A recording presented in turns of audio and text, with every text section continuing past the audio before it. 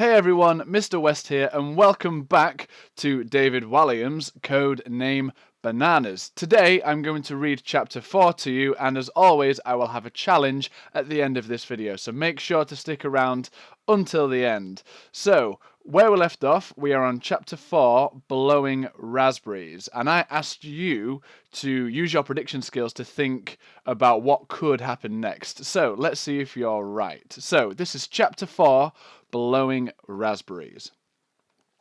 All those in the crowd looked around to spot who exactly this gorilla was so excited to see. Eric was painfully shy. Such was his embarrassment at being stared at that he blushed redder than a tomato. Eric gave a little wave back to his friend. Then the crowd parted to let the boy go to the front. Gertrude shimmied down the rope with ease and looped over to Eric. He put his hand up against the metal bars. "Be careful," came a shout from the crowd. "Gorillas are dangerous," came another. "It will rip your arm off quicker than you can say Jack Sprat," warned a third. The gorilla followed the boy's lead. Gently, she placed her hand up against the bars from the inside. Now the palms of her hands were just touching. Eric smiled, and Gertrude smiled back.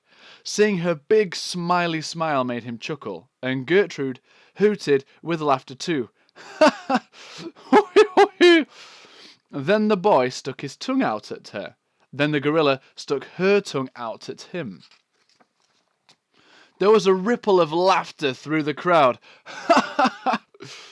Hearing them, Eric felt flustered and took a step back. "Go on, boy," someone prompted. "Don't stop now," urged another. "This is worth the price of admission alone," remarked a third. The boy took a deep breath and tried to put all these strangers out of his mind. Summoning all his courage, he stepped towards the cage again. Gertrude smiled at him, her eyes twinkling. Eric smiled back. The gorilla's smiles were infectious.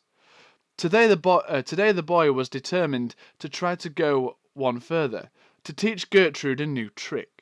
So Eric did something that always makes him chuckle. He blew a raspberry. There were tuts and murmurs of disapproval from some of the grown-ups. Clearly they were unimpressed with his childish humour, but the gorilla was not. Gertrude looked puzzled for a moment. Then she pursed her lips and blew, but no sound came out. Egging her on to try again, the boy slowly pursed his lips, pushed his tongue forward, and blew. Looking at Eric the entire time for encouragement, the gorilla copied him. Once again, she pursed her lips and pushed her tongue further forward. This time, like a raspberry-blowing champion, Gertrude blew the loudest, longest raspberry the world had ever known. Success! Despite now having his face covered in gorilla spittle, the boy couldn't help but laugh. The stern-faced crowd began to chuckle too. "Well played, boy! The child is a marvel with animals. This pair should be on the stage." Feeling 10 foot tall now, Eric was wondering if there was something else he could do. Could these raspberries be blown into something resembling a tune? There was only one way to find out. The boy didn't know many songs. One he often sang in school assembly and had, in fact, sung that very morning was "Rule Britannia." So, replaying the tune in his head, he began raspberrying out the notes of the chorus. Eric then fell silent in the hope that Gertrude would follow his lead. The gorilla tilted her head and looked at the boy as if he was balmy. Undeterred by this, Eric persisted. The boy repeated himself. Gertrude tilted her head to the other side. Then a mischievous thought flashed across her eyes, and she pursed her lips together and pushed her tongue forward. A long, low raspberry came out, once again covering the boy with gorilla spittle.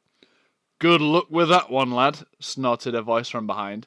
"Next you'll be teaching it to play the piano, or dance for the Royal Ballet." Eric could sense people ebbing away, but he was sure it was worth one more try. This time the most wondrous thing happened. Gertrude joined in. This little boy and this great ape were blowing raspberries to the tune of Rule Britannia.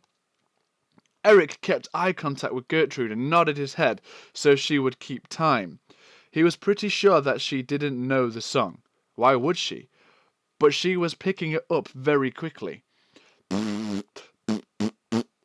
Soon, those that had shuffled away raced back to catch a glimpse of the show. More and more people joined until there was a huge crowd gathered around the cage. Eric was concentrating so much on teaching the tune that he had managed to put them entirely out of his mind. Focusing on Gertrude, the pair reached the end of the chorus with one last big booming raspberry. Instantly, the crowd broke into wild applause. "More! More! Encore! Play us another!" The boy turned round. Because of the fuss, his face was now as red as a London bus. "Well, Then, at the back of the crowd, he heard a voice. An angry voice. A voice he knew only too well, shouting his name. "Eric!"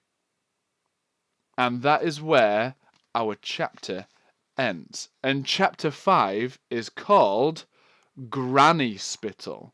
So my challenge for you is to maybe write the next paragraph that might happen in this chapter. Using your prediction skills, what do you think is going to happen next? And you can maybe write the next chapter on what you believe is going to come next. Bearing in mind that chapter 5 is called Granny Spittle. So, I hope you enjoyed that chapter, and as always, I will see you in the next video, and I look forward to seeing if you are able to predict what is going to happen next. Stay safe, and I'll see you next time.